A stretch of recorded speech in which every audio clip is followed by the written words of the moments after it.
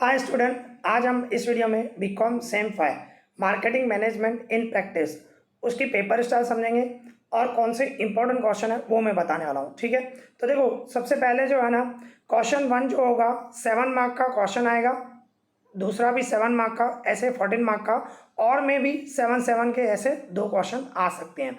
या ऐसा भी हो सकता है पहला क्वेश्चन 14 मार्क का हो और में 7 मार्क के 2 क्वेश्चन हो, ऐसा हो सकता है।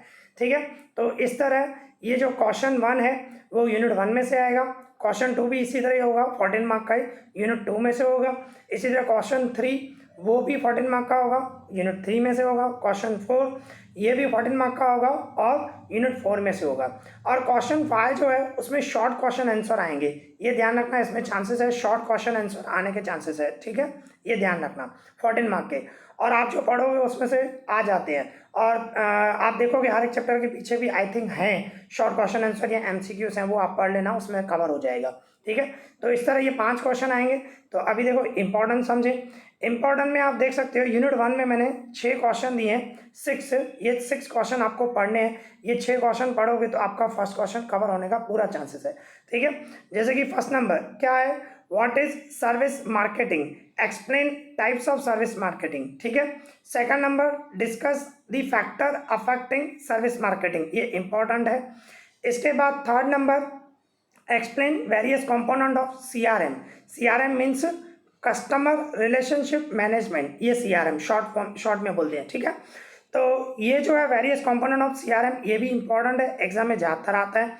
इसके बाद है explain the objective of CRM. ठीक है, इसके बाद 5 नंबर एक्सप्लेन एडवांटेजेस, बोले कभी कभी बेनिफिट बोलता है, कभी स्कोप बोलता है, कभी इंपॉर्टेंस बोलता है। ठीक है, ये इंपॉर्टेंट है, advantages, benefit, scope, importance of CRM. ठीक है, कुछ भी बोल सकता है, ये इंपॉर्टेंट है, ज़्यादातर एग्जाम में आता है।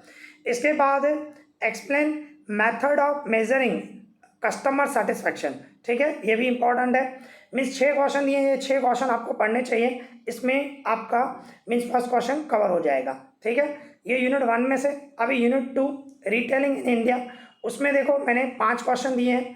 First number what is retailing, explain types of retailing. ठीक है, second number explain the main activities of retailing. इसके बाद third number explain the importance, का भी स्कोप, इंपॉर्टेंस भी बोल सकता है, स्कोप भी बोल सकता है, of retailing.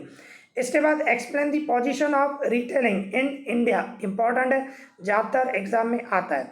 Fifth number explain various factor responsible for spread of shopping mall in India, ये भी इंपॉर्टेंट है, ज़्यादातर आता है। ठीक है, शॉपिंग मॉल जो बढ़ रहे हैं इंडिया में, क्यों बढ़ रहे हैं, उसका फैक्टर क्या है, उसके बारे में एक्सप्लेन करना है। ठीक है, ये इंपॉर्टेंट है, ये 5 क्वेश्चन आप करोगे तो इसमें से क्वेश्चन 2 कवर हो जाएगा। ठीक है, चांसेस पूरा है। इसके बाद यूनिट 3 में मैंने आपको 6 क्वेश्चन दिए हैं, ये 6 क्वेश्चन आपको पढ़ने हैं। What is rural marketing, explain importance बताए या सिग्निफिकेंस ऑफ रूरल मार्केटिंग। ठीक है, ध्यान रखना। इसके बाद एक्सप्लेन वेरियस प्रॉब्लम हो, चैलेंजेस हो of delivering goods in rural market. Rural market में जो गुड्स को डिलीवर करना है उसमें जो चैलेंजेस आते हैं उसके बारे में बताना है। इसके बाद ये भी इंपॉर्टेंट है, एग्जाम में आता है। Third number explain various segment of rural market.